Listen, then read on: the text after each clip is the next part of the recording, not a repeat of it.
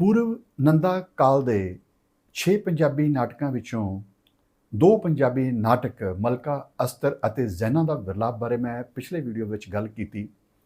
ਬਾਕੀ ਦੇ 4 ਨਾਟਕਾਂ ਚੰਦਰਹਰੀ, ਰਾਜਾ ਲਖਦਾਤਾ ਸਿੰਘ, ਸੁੱਕਾ ਸਮੁੰਦਰ ਅਤੇ ਮਨਮੋਹਨ ਨਾਟਕ ਦਾ ਜ਼ਿਕਰ ਇਸ ਵੀਡੀਓ ਵਿੱਚ ਕਰਾਂਗਾ।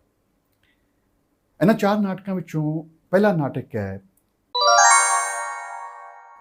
ਚੰਦਰਹਰੀ, ਜਿਹੜਾ ਕਿ 1909 ਦੇ ਵਿੱਚ ਬਾਬਾ ਬੁੱਧ ਸਿੰਘ ਦੀ ਰਚਨਾ। ਇੱਕ ਮਜ਼ਾਕ ਦੇ ਤੌਰ ਤੇ ਕਿਹਾ ਜਾ ਸਕਦਾ ਹੈ ਕਿ ਇਹ ਪੰਜਾਬੀ ਦਾ ਪਹਿਲਾ ਕੰਟਰੋਵਰਸ਼ੀਅਲ ਨਾਟਕ ਹੈ, ਵਿਵਾਦਗ੍ਰਸਤ। ਕੀ ਕੰਟਰੋਵਰਸੀ ਹੈ, ਮੈਂ ਇਸ ਬਾਰੇ ਅਗਾਂਹ ਚੱਲ ਕੇ ਜ਼ਿਕਰ ਕਰਾਂਗਾ।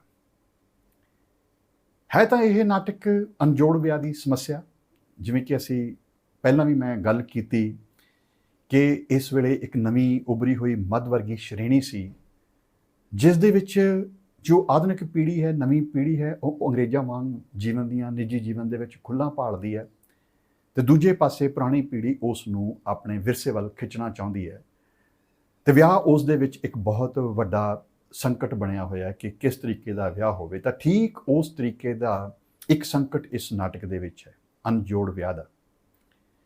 ਪਰ ਇਹ ਨਾਟਕ ਕਈ ਕਿਸਮ ਦੇ ਸਵਾਲ ਚੁੱਕਦਾ ਹੈ, ਔਰਤ ਮਰਦ ਦੇ ਰਿਸ਼ਤੇ ਬਾਰੇ, ਔਰ ਖ਼ਾਸ ਤੌਰ 'ਤੇ ਨਵੀਂ ਪੁਰਾਣੀ ਪੀੜ੍ਹੀ ਦੇ ਟਕਰਾਅ ਬਾਰੇ। ਅੰਗਰੇਜ਼ੀ ਰਾਜ ਦੇ ਜਾਂ ਪੱਛਮੀ ਪ੍ਰਭਾਵਾਂ ਅਧੀਨ ਜਿਹੜੀ ਨਵੀਂ ਪੀੜ੍ਹੀ ਉੱਭਰ ਰਹੀ ਹੈ, ਉਹ ਸੱਭਿਆਚਾਰਕ ਪੱਖੋਂ ਇੰਨੀ ਜ਼ਿਆਦਾ ਖੁੱਲ੍ਹ ਭਾਲਦੀ ਹੈ ਕਿ ਇਹ ਖੁੱਲ੍ਹ ਦੇ ਕਾਰਨ ਇਹ ਨਾਟਕ ਕੰਟਰੋਵਰਸ਼ੀਅਲ ਹੁੰਦਾ। ਅਤੇ ਇਸ ਬਾਰੇ ਗੱਲ ਕਰਨ ਵਾਲੇ ਸਾਰੇ ਨਾਟਕਕਾਰ ਵੀ ਮੈਂ ਮੰਨ ਕੇ ਚੱਲਦਾ, ਜਾਂ ਜੋ ਲੇਖਕ ਹੋਣਗੇ ਉਹ ਵੀ ਕੰਟਰੋਵਰਸੀ ਦਾ ਸ਼ਿਕਾਰ ਕਿਤੇ ਨਾ ਕਿਤੇ ਹੋਏ ਹੋਣਗੇ। ਅਗਾਂਹ ਚੱਲ ਕੇ ਇਹਦੇ ਬਾਰੇ ਗੱਲ ਕਰਦੇ ਹਾਂ। ਇਸ ਨਾਟਕ ਦਾ ਕਥਾਨਕ ਚੰਦਰਹਰੀ ਦੁਆਲੇ ਘੁੰਮਦਾ। ਉਹ ਵਲਾਇਤ ਤੋਂ ਪੜ੍ਹ ਕੇ ਆਇਆ ਹੋਇਆ ਇੱਕ ਨੌਜਵਾਨ ਹੈ ਅਤੇ ਆਪਣੀ ਪਤਨੀ ਲੱਜਿਆਵੰਤੀ ਨੂੰ ਪਸੰਦ ਨਹੀਂ ਕਰਦਾ, ਜਿਸ ਦੇ ਨਾਲ ਉਸ ਦਾ ਬਚਪਨ ਵਿੱਚ ਉਦੋਂ ਵਿਆਹ ਕਰ ਦਿੱਤਾ ਗਿਆ ਜਦੋਂ ਉਸ ਨੂੰ ਇਸ ਦੀ ਸਮਝ ਨਹੀਂ ਸੀ ਵਿਆਹ ਦੀ।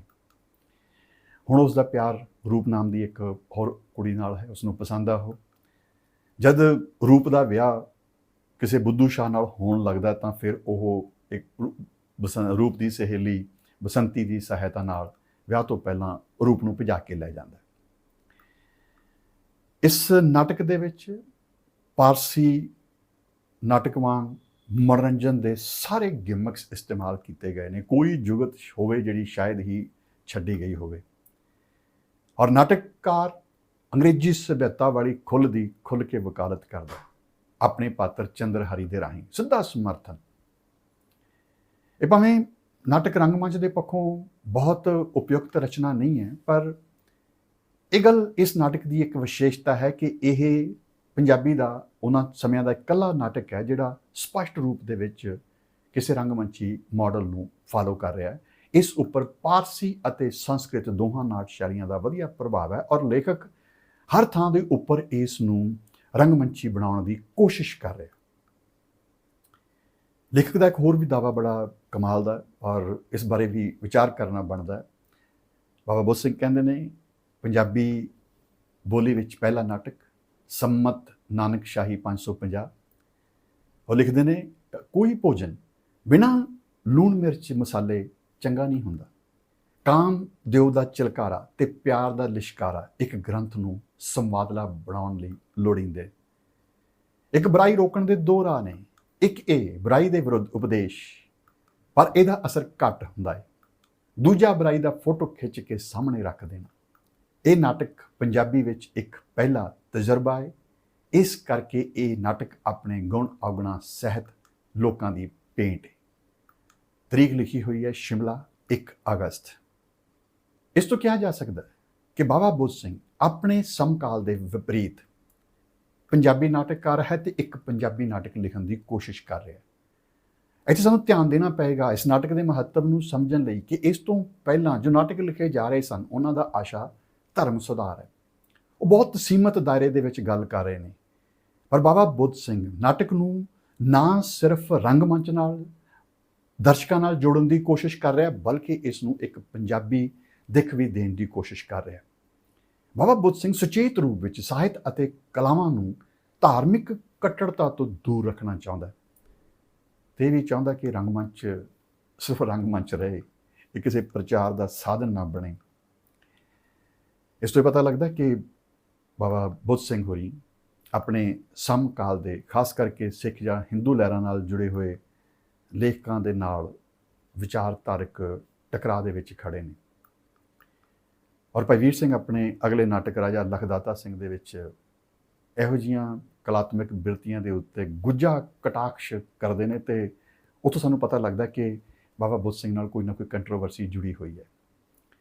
ਔਰ ਇਸ ਨਾਟਕ ਨਾਲ ਕੰਟਰੋਵਰਸੀ ਇਹ ਜੁੜੀ ਹੋਈ ਹੈ ਕਿ ਜਦੋਂ ਇਸ ਨਾਟਕ ਦਾ ਸ਼ਾਇਦ ਦੂਜਾ ਐਡੀਸ਼ਨ ਛਪ ਰਿਹਾ ਸੀ, ਪਹਿਲੇ ਨਾਟਕ ਪ੍ਰਸਿੱਧ ਹੋ ਜਾਣ ਤੋਂ ਬਾਅਦ, ਤੇ ਕਿਹਾ ਜਾਂਦਾ ਕਿ ਕੁਝ ਲੋਕਾਂ ਨੇ ਲਾਹੌਰ ਦੀ ਉਹ ਪ੍ਰੈਸ ਸਾੜ ਦਿੱਤੀ ਜਿੱਥੇ ਜਾ ਕੇ ਇਹ ਨਾਟਕ ਛਪ ਰਿਹਾ ਸੀ। ਕੁਝ ਇਸ ਨਾਟਕ ਦੇ ਕੁਝ ਅੰਸ਼ਾਂ ਨੂੰ ਅਪੱਧਰ ਤੇ ਅਸ਼ਲੀਲ ਕਿਹਾ ਗਿਆ। ਪਰ ਇਹ ਨਾਟਕ ਸ਼ਿਲਪ ਦੇ ਪੱਖੋਂ ਸਿੱਧਾ ਭਾਰਤੀ ਪਰੰਪਰਾ ਦੇ ਉਸ ਵੇਲੇ ਦੇ ਨਾਟਕ ਜੋ ਪ੍ਰਾਪਤ ਸੀ ਸਾਨੂੰ ਉਸ ਵੇਲੇ, ਨਕਲਾਂ, ਰਾਸਾਂ ਅਤੇ ਜੋ ਉਸ ਵੇਲੇ ਪਾਰਸੀ ਰੰਗਮੰਚ ਹੋ ਰਿਹਾ ਸੀ, ਉਹਨਾਂ ਨਾਲ ਜੁੜੀ ਹੋਈ ਨਾਟ ਰਚਨਾ ਹੈ। ਨਾਟਕ ਅੰਦਰ ਬਹੁਤ ਸਾਰੀ ਕਵਿਤਾ ਹੈ, ਬੈਂਤ ਹੈ, ਤੁਕਾਂਤਕ ਸੰਵਾਦ ਨੇ, ਕਿਤੇ ਕੁਝ ਕਾਮਕ ਪ੍ਰਸੰਗ ਨੇ, ਦ੍ਰਿਸ਼ ਨੇ। ਔਰ ਜੁਗਤ ਦੇ ਪੱਖੋਂ ਦਰਦ ਜਾਂ ਪ੍ਰੇਮ ਦੀ ਜਦੋਂ ਇੰਤਹਾ ਹੋ ਜਾਂਦੀ ਹੈ ਤਾਂ ਪਾਤਰ ਗਸ਼ ਖਾ ਕੇ ਡਿੱਗਦੇ ਨੇ। ਇਹ ਬਿਲਕੁਲ ਪਾਰਸੀ ਥੀਏਟਰ ਦੀ ਸ਼ੈਲੀ ਹੈ। ਸੋ ਕੁੱਲ ਮਿਲਾ ਕੇ ਨਾਟਕ ਦੇ ਵਿੱਚ ਮੁੱਦਾ ਨਵਾਂ ਹੈ, ਪਰ ਪੇਸ਼ਕਸ਼ ਦਾ ਢੰਗ ਕਿਤੇ ਨਾ ਕਿਤੇ ਪੁਰਾਣਾ ਜਾਪਦਾ ਹੈ। 6 ਵਿੱਚੋਂ ਚੌਥਾ ਨਾਟਕ ਹੈ ਰਾਜਾ ਲਖਦਾਤਾ ਸਿੰਘ, ਜੋ ਕਿ 1910 ਵਿੱਚ ਭਾਈ ਵੀਰ ਸਿੰਘ ਦੀ ਰਚਨਾ। ਇਸ ਨਾਟਕ ਦਾ ਆਸ਼ਾ ਹੈ ਸਿੱਖ ਧਰਮ ਦਾ ਸੁਧਾਰ। ਭਾਈ ਵੀਰ ਸਿੰਘ ਇਸ ਦੇ ਮੁਖਬੰਦ ਵਿੱਚ ਲਿਖਦੇ ਨੇ, ਸਿੱਖਾਂ ਦੇ ਹਾਲਤ ਜਿਸ ਉਚਾਈ ਤੇ ਸੀ ਉਸ ਤੋਂ ਹੇਠਾਂ ਆ ਕੇ 8 ਹੰਝੂ ਰਵਾਉਣ ਵਾਲੀ ਹਾਲਤ ਹੋ ਰਹੀ ਹੈ। ਟਾਈਟਲ ਦੀ ਟੈਗਲਾਈਨ ਹੈ, ਸਿੱਖਾਂ ਦੀ ਪਰਿਵਰਤ ਦਸ਼ਾ ਦੇ ਦਰਸ਼ਨ ਤੇ ਰਾਜਾ ਲਖਦਾਤਾ ਸਿੰਘ ਰਾਹੀਂ ਉਸ ਦਾ ਸੁਧਾਰ। ਭਾਈ ਵੀਰ ਸਿੰਘ ਇਹ ਮੰਨ ਕੇ ਚੱਲਦੇ ਨੇ ਕਿ ਨਾ ਸਿਰਫ ਸਿੱਖ ਰਾਜਿਆਂ ਸਗੋਂ ਆਮ ਪ੍ਰਜਾ ਦੇ ਵਿੱਚ ਵੀ ਵਿਕਾਰ ਪੈਦਾ ਹੋ ਗਏ ਨੇ ਅਤੇ ਉਹ ਆਪਣੀਆਂ ਇਖਲਾਕੀ ਜ਼ਿੰਮੇਦਾਰੀਆਂ ਨੂੰ ਭੁੱਲ ਕੇ ਸ਼ਰਾਬ ਸ਼ਬਾਬ ਦੇ ਵਿੱਚ ਗਰਕ ਹੋ ਗਏ ਨੇ। ਉਧਰ ਪ੍ਰਜਾ ਗੁਰਬਿੰਦ ਘੋਰ ਅੰਧਾਰ ਵਾਲੀ ਸਥਿਤੀ ਵਿੱਚ ਜਿਉਂਦੀ ਜਾਗਦੀ ਹੋਈ ਵੀ ਦੁੱਖ ਝੇਲ ਰਹੀ ਹੈ। ਔਰ ਈਸਾਈ ਲੋਕ ਇਸ ਮੌਕੇ ਦਾ ਫਾਇਦਾ ਚੁੱਕ ਕੇ ਪੰਜਾਬੀ ਬਾਲਾਂ ਨੂੰ ਲਾਲਚ ਦੇ ਕੇ, ਖਾਸ ਤੌਰ ਤੇ ਸਿੱਖ ਬਾਲਾਂ ਨੂੰ ਲਾਲਚ ਦੇ ਕੇ ਉਹਨਾਂ ਨੂੰ ਈਸਾਈ ਬਣਾ ਰਹੇ ਨੇ। ਰਾਜਾ ਲਖਦਾਤਾ ਸਿੰਘ ਨਾਟਕ ਦਾ ਪਾਤਰ ਅਜਿਹਾ ਪੁਰਸ਼ ਹੈ ਜਿਸ ਨੂੰ ਕੋਈ ਸੰਤ ਪਹਿਲਾਂ ਸੁਪਨੇ ਵਿੱਚ ਆ ਕੇ ਵਾਸਤਵਿਕਤਾ ਦਾ ਅਹਿਸਾਸ ਕਰਾਉਂਦਾ ਤੇ ਉਸ ਨੂੰ ਬਦਲ ਦਿੰਦਾ ਤੇ ਫਿਰ ਉਸ ਨੂੰ ਇੱਕ ਮਕਸਦ ਵੀ ਦੇ ਦਿੰਦਾ ਕਿ ਹੁਣ ਉਹ ਲੋਕਾਂ ਨੂੰ ਬਦਲੇ। ਤੇ ਹੁਣ ਉਹ ਰਾਜਾ ਲਖਦਾਤਾ ਸਿੰਘ ਆਪਣਾ ਰਾਜਸੀ ਜੀਵਨ ਤਿਆਗ ਦਿੰਦਾ ਤੇ ਭੇਸ ਬਦਲ ਕੇ ਆਮ ਲੋਕਾਂ ਵਿੱਚ ਵਿਚਰਦਾ ਤੇ ਉਹਨਾਂ ਅੰਦਰ ਪੈਦਾ ਹੋ ਗਈ ਅਜਿਹੀ ਸਥਿਤੀ ਨੂੰ ਸਮਝ ਕੇ ਦੂਰ ਕਰਦਾ ਤੇ ਦੂਰ ਕਰਕੇ ਵਾਪਸ ਦਰਬਾਰ ਦੇ ਵਿੱਚ ਰਾਜਾ ਬਣ ਕੇ ਪਰਤਦਾ। ਭਾਵੇਂ ਭਾਈ ਵੀਰ ਸਿੰਘ ਵਿਦਿਆ ਨੂੰ ਸਿੱਖਾਂ ਦੀ ਦਸ਼ਾ ਸੁਧਾਰਨ ਦਾ ਢੰਗ ਸਮਝਦਾ, ਪਰ ਇੱਕ ਝੋਲ ਇਹ ਹੈ ਕਿ ਇਸ ਮਕਸਦ ਲਈ ਟੇਕ ਉਹ ਫਿਰ ਧਾਰਮਿਕ ਲੋਕਾਂ ਅਤੇ ਜ਼ਗੀਰਦਾਰੀ ਸਿਸਟਮ ਉੱਤੇ ਰੱਖਦਾ। ਰਾਜਾ ਲਖਦਾਤਾ ਸਿੰਘ ਜਿਸ ਤਰੀਕੇ ਨਾਲ ਸਮਾਜ ਨੂੰ ਸੁਧਾਰਨ ਦੀ ਕੋਸ਼ਿਸ਼ ਕਰ ਰਿਹਾ ਹੈ, ਉਹ ਲੋਕਾਂ ਨੂੰ ਫਿਰ ਮੁੜ ਜ਼ਗੀਰਦਾਰੀ ਸਿਸਟਮ ਵੱਲ ਵਾਪਰਨ ਦਾ ਸਿੱਧਾ ਸੁਨੇਹਾ ਹੈ।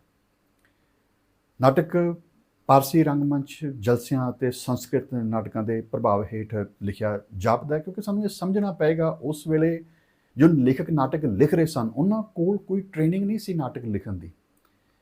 ਉਹਨਾਂ ਨੇ ਜੋ ਕੁਝ ਸੰਸਕ੍ਰਿਤ ਨਾਟਕਾਂ ਵਿੱਚੋਂ ਪੜ੍ਹਿਆ ਸੀ, ਜੋ ਕੁਝ ਪਾਰਸੀ ਥੀਏਟਰ ਵਿੱਚੋਂ ਵੇਖਿਆ ਸੁਣਿਆ ਸੀ, ਉਹ ਉਸ ਦੇ ਆਧਾਰ ਤੇ ਹੀ ਨਾਟਕ ਲਿਖਣ ਦੀ ਕੋਸ਼ਿਸ਼ ਕਰਦੇ ਸਨ, ਜਾਂ ਅੰਗਰੇਜ਼ੀ ਨਾਟਕ ਦੇ ਵਿੱਚੋਂ ਕੁਝ ਨਿਰਦੇਸ਼ ਉਹ ਲੈ ਲੈਂਦੇ ਸਨ। ਹੁਣ ਭੇਸ ਬਦਲ ਕੇ ਲੋਕਾਂ ਦੇ ਵਿੱਚ ਫਿਰਨਾ, ਉਹਨਾਂ ਦੀਆਂ ਗੱਲਾਂ ਸੁਣਨੀਆਂ ਤੇ ਆਮ ਪਾਤਰ ਬਣ ਕੇ ਪ੍ਰਤੀਕਰਮ ਦੇਣਾ, ਮਨ ਬਚਣੀਆਂ, ਪਾਸੇ ਹੋ ਕੇ ਗੱਲ ਕਰਨਾ, ਇਹ ਆਦਿ ਸੰਸਕ੍ਰਿਤ ਨਾਟਕਾਂ ਦੀਆਂ ਰੁਚੀਆਂ ਨੇ। ਔਰ ਲੇਖਕ ਕਹਿੰਦਾ ਵੀ ਹੈ, ਭਾਈ ਵੀਰ ਸਿੰਘ ਕਹਿੰਦੇ ਵੀ ਨੇ ਕਿ ਇਹ ਨਾਟਕ ਕੌਮੀ ਡਰਾਮਾ ਦੇ ਆਧਾਰ ਤੇ ਲਿਖਿਆ ਗਿਆ ਹੈ, ਭਾਵ ਜੋ ਕੁਛ ਉਸ ਵੇਲੇ ਹਿੰਦੀ ਤੇ ਸੰਸਕ੍ਰਿਤ ਨਾਟਕ ਦੇ ਵਿੱਚ ਸੀ ਉਸ ਦੇ ਆਧਾਰ ਦੇ ਉੱਪਰ। ਉਹ ਕਹਿੰਦੇ ਨੇ ਕਿ ਇਸ ਦੀਆਂ ਝਾਕੀਆਂ ਨੂੰ ਸਿੱਖਾਂ ਦੀ ਮੌਜੂਦਾ ਦਸ਼ਾ ਨੂੰ ਦਾ ਹੂ-ਬਹੂ ਦਰਪਣ ਬਣਾਉਣ ਅਤੇ ਸੁਧਾਰ ਦਾ ਨਕਸ਼ਾ ਜਮਾ ਦੇਣ ਦਾ ਪ੍ਰਯਤਨ ਕੀਤਾ ਗਿਆ। ਇਸ ਨਾਟਕ ਦੀ ਇੱਕ ਹੋਰ ਵਿਸ਼ੇਸ਼ਤਾ ਹੈ, ਇਹ ਈਸਾਈਆਂ ਦੇ ਕੰਮਾਂ ਉੱਪਰ ਸਿੱਧਾ ਕਟਾਕਸ਼, ਸਿੱਧੀ ਚੋਟ ਕਰਦਾ। ਈਸਾਈ ਮਿਸ਼ਨਰੀ ਗਰੀਬ ਸਿੱਖਾਂ ਦੇ ਧਰਮ ਬਦਲ ਰਹੇ ਨੇ, ਉਹਨਾਂ ਨੂੰ ਲਾਲਚ ਦੇ ਕੇ। ਔਰ ਨਾਟਕਕਾਰ ਇਹ ਗੱਲ ਸਿਰਫ ਕਹਿੰਦਾ ਨਹੀਂ, ਇੱਕ ਈਸਾਈ ਪਾਦਰੀ ਨੂੰ ਮੰਚ ਤੇ ਲੈ ਕੇ ਆਉਂਦਾ ਤੇ ਉਸ ਦੇ ਨਾਲ ਸੰਵਾਦ ਰਚਾ ਕੇ ਉਸ ਦੇ ਉੱਪਰ ਕਟਾਕਸ਼ ਕਰਦਾ ਤੇ ਉਸ ਨੂੰ ਇੱਦਾਂ ਕਹੋ ਕਿ ਸ਼ਸਤਰ ਆਰਟ ਵਿੱਚ ਹਰਾ ਵੀ ਦਿੰਦਾ। ਗੱਲ ਬਹੁਤ ਛੋਟੀ ਹੈ, ਲੇਕਿਨ ਭਾਈ ਵੀਰ ਸਿੰਘ ਦੇ ਨਜ਼ਰੀਏ ਤੋਂ ਵੇਖੀ ਜਾਵੇ ਤਾਂ ਇਹ ਬਹੁਤ ਵੱਡੀ ਵੀ ਹੈ। ਕੁੱਲ ਮਿਲਾ ਕੇ ਇਹ ਨਾਟਕ ਭਾਈ ਵੀਰ ਸਿੰਘ ਦੇ ਪਹਿਲੇ ਨਾਟਕ ਜ਼ੈਨਾਂ ਦਾ ਵਿਰਲਾਪ ਜਿੰਨਾ ਪ੍ਰਭਾਵਸ਼ਾਲੀ ਨਾਟਕ ਤਾਂ ਨਹੀਂ ਹੈ। ਇਹ ਨਿਰਾ ਪੂਰਾ ਪ੍ਰਚਾਰ ਦਾ ਨਾਟਕ ਹੈ। ਇਸ ਦਾ ਕਲਾਤਮਕ ਆਸ਼ਾ ਜਿਹੜਾ ਹੈ ਉਹ ਕਿਤੇ ਨਾ ਕਿਤੇ ਪ੍ਰਚਾਰ ਦੇ ਵਿੱਚ ਰੁਲ ਗਿਆ, ਜਦੋਂ ਕਿ ਜ਼ੈਨਾਂ ਦੇ ਵਿਰਲਾਪ ਦੇ ਵਿੱਚ ਇਹ ਬਿਲਕੁਲ ਵੀ ਪ੍ਰਵਿਰਤੀ ਨਹੀਂ ਹੈ।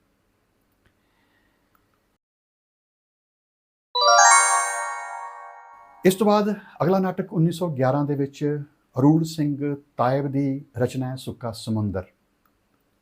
ਵਿਸ਼ਾ ਇਹਦਾ ਵੀ ਉਹੀ ਹੈ, ਸਿੱਖ ਜੀਵਨ ਅਤੇ ਸਿੱਖ ਲਹਿਰਾਂ ਦਾ, ਉਹਨਾਂ ਦੀ ਪੇਸ਼ਕਾਰੀ ਜਾਂ ਉਹਨਾਂ ਵਿੱਚ ਜੋ ਕੁਝ ਵਾਪਰ ਰਿਹਾ ਉਹਨਾਂ ਦੀ ਝਾਕੀ।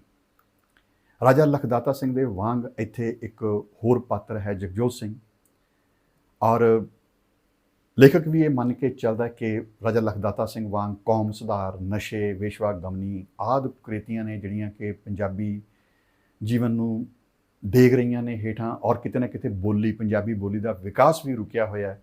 ਔਰ ਲੇਖਕ ਕਹਿੰਦਾ ਕਿ ਇਹਨਾਂ ਸਾਰਿਆਂ ਬਾਰੇ ਗੱਲ ਕਰਨੀ ਉਹ ਮੇਰਾ ਆਸ਼ਾ ਹੈ। ਰਾਜਾ ਲਖਦਾਤਾ ਸਿੰਘ ਵਾਂਗ ਇੱਥੇ ਰਾਜਾ ਜਗਜੋਤ ਸਿੰਘ ਹੈ, ਜੋ ਦੇਸ਼ ਅਤੇ ਪੰਥ ਦੇ ਸੁਧਾਰ ਦੇ ਲਈ ਨਕਸ਼ੇ ਤਿਆਰ ਕਰਵਾਉਂਦਾ। ਇਹ ਨਾਟਕ ਚੌਥੀ ਸਿੱਖ ਐਜੂਕੇਸ਼ਨਲ ਕਾਨਫਰੰਸ ਨੂੰ ਸਮਰਪਿਤ ਹੈ ਤੇ ਚੌਥੀ ਝਾਕੀ ਦੇ ਵਿੱਚ ਬਕਾਇਦਾ ਕਾਨਫਰੰਸ ਨੂੰ ਇੱਕ ਦ੍ਰਿਸ਼ ਵੀ ਬਣਾ ਕੇ ਪੇਸ਼ ਕੀਤਾ ਗਿਆ। ਇਹ ਨਾਟਕ ਗਦ ਅਤੇ ਪਦ ਦੋਨਾਂ ਦੇ ਵਿੱਚ ਹੈ। ਲੇਖਕ ਨੂੰ ਨਾਟਕ ਲਿਖਣ ਦੀ ਬਹੁਤ ਜ਼ਿਆਦਾ ਸਮਝ ਤਾਂ ਨਹੀਂ ਹੈ, ਪਰ ਫਿਰ ਉਸ ਨੂੰ ਪਾਰਸੀ ਰੰਗਮੰਚ ਦਾ ਅਨੁਭਵ ਹੈ। ਲੱਗਦਾ ਉਸਨੇ ਦੇਖਿਆ ਹੋਇਆ, ਕਿਤੇ ਨਾ ਕਿਤੇ ਨਾਟਕ ਦੀ ਉਸਾਰੀ ਵਿੱਚ ਪਾਰਸੀ ਰੰਗਮੰਚ ਦੀ ਝਲਕ ਪੈਂਦੀ ਹੈ। ਇਸ ਕਾਲ ਦਾ ਆਖਰੀ ਨਾਟਕ ਹੈ ਈਸ਼ਵਰ ਚੰਦਰ ਨੰਦੇ ਤੋਂ ਪਹਿਲਾਂ ਲਿਖਿਆ ਗਿਆ ਮਨਮੋਹਨ ਨਾਟਕ, ਜਿਸ ਨੂੰ 1912 ਦੇ ਵਿੱਚ ਬੈਰਿਸਟਰ ਗੁਰਬਖਸ਼ ਸਿੰਘ ਨੇ ਲਿਖਿਆ।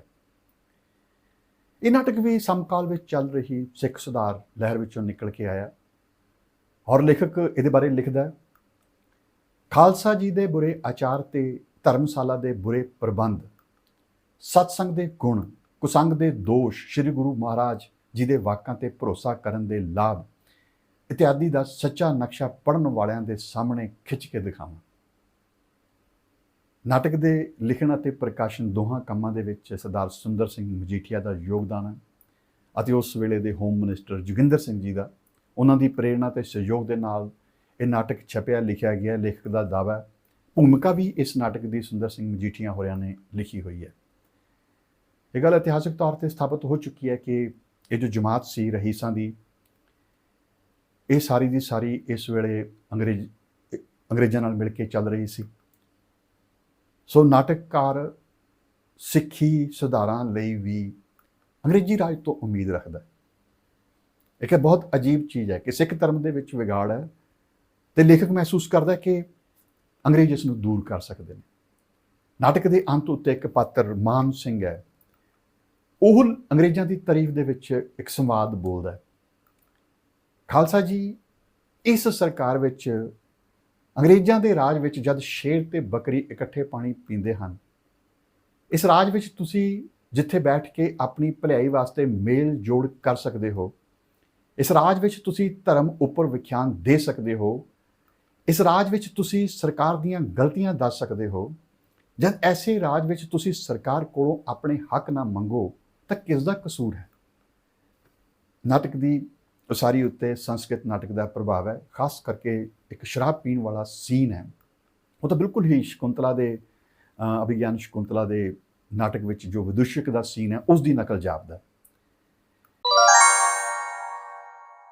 ਇਹਨਾਂ 6 ਨਾਟਕਾਂ ਦੇ ਬਾਰੇ ਇਹ ਸਵਾਲ ਕੀਤਾ ਜਾਂਦਾ ਹੈ ਅਕਸਰ, ਔਰ ਕੀਤੇ ਜਾਣਾ ਬਣਦਾ ਵੀ ਹੈ ਕਿ ਇਹ ਨਾਟਕ ਸਵੀਕਾਰ ਕਿਉਂ ਨਹੀਂ ਹੋਏ। ਘੱਟੋ ਘੱਟ ਜ਼ੈਨਾਂ ਦਾ ਵਿਰਲਾਪ ਇੱਕ ਅਜਿਹਾ ਨਾਟਕ ਹੈ ਜਿਸ ਨੂੰ ਇੱਕ ਮੁਕੰਮਲ ਨਾਟਕ ਕਿਹਾ ਜਾ ਸਕਦਾ, ਜਾਂ ਇਹ ਸਾਰੇ ਦੇ ਸਾਰੇ 6 ਨਾਟਕ ਕਿਉਂ ਪੰਜਾਬੀ ਨਾਟ ਚਿੰਤਕਾਂ ਨੇ ਸਵੀਕਾਰ ਨਹੀਂ ਕੀਤੇ? ਤਾਂ ਇਹਦੇ ਕਾਫੀ ਸਾਰੇ ਕਾਰਨ ਨੇ। ਪਹਿਲਾ ਹੈ ਕਿ ਇਹਨਾਂ ਨਾਟਕਾਂ ਦਾ ਆਸ਼ਾ ਰੰਗਮੰਚ ਨਾਲੋਂ ਕਿਤੇ ਜ਼ਿਆਦਾ ਸਮਾਜ ਜਾਂ ਧਰਮ ਸੁਧਾਰ ਦਾ ਮਨੋਰਥ ਬਣਿਆ ਹੋਇਆ ਹੈ। ਆਮ ਪਾਠਕਾਂ ਨਾਲ ਇਸ ਦਾ ਕੋਈ ਖਾਸ ਸੰਬੰਧ ਮਹਿਸੂਸ ਨਹੀਂ ਹੁੰਦਾ। ਸਿਰਫ ਚੰਦਰਹਰੀ ਦਾ ਸੰਬੰਧ ਆਮ ਪਾਠਕਾਂ ਨਾਲ ਜੁੜਦਾ ਹੋਇਆ ਨਜ਼ਰ ਆਉਂਦਾ ਤੇ ਇਹ ਨਾਟਕ ਕਿਸੇ ਹੱਦ ਤੱਕ ਸੈਕੂਲਰ ਨਾਟਕ ਵੀ ਕਿਹਾ ਜਾ ਸਕਦਾ। ਪਰ ਇਸ ਨਾਟਕ ਦੀ ਸਮੱਸਿਆ ਇਹ ਹੈ ਕਿ ਇਹ ਨਾਟਕ ਉਸ ਵੇਲੇ ਦੇ ਸਮਾਜ ਦੀ ਜੋ ਮੁੱਖ ਰੌਂ ਸੀ, ਇਹ ਉਸ ਦੇ ਖਿਲਾਫ ਹੈ। ਇਸ ਵੇਲੇ ਪੰਜਾਬੀ ਸਮਾਜ ਅਤੇ ਸੱਭਿਆਚਾਰ, ਇਹਨਾਂ ਦੋਹਾਂ ਦੇ ਵਿੱਚ ਧਰਮ ਅਤੇ ਵਿਰਸੇ ਵੱਲ ਵਾਪਸ ਮੁੜਨ ਦੇ ਉੱਪਰ ਜ਼ੋਰ ਹੈ। ਭਾਈ ਵੀਰ ਸਿੰਘ ਅਤੇ ਬੈਰਿਸਟਰ ਗੁਰਬਖਸ਼ ਸਿੰਘ ਦੇ ਨਾਟਕ ਵਾਪਸ ਰਾਜਾਸ਼ਾਹੀ ਤੱਕ ਮੁੜਨ ਦੀ ਕੋਸ਼ਿਸ਼ ਕਰਦੇ ਨੇ, ਸੁਨੇਹਾ ਦਿੰਦੇ ਨੇ।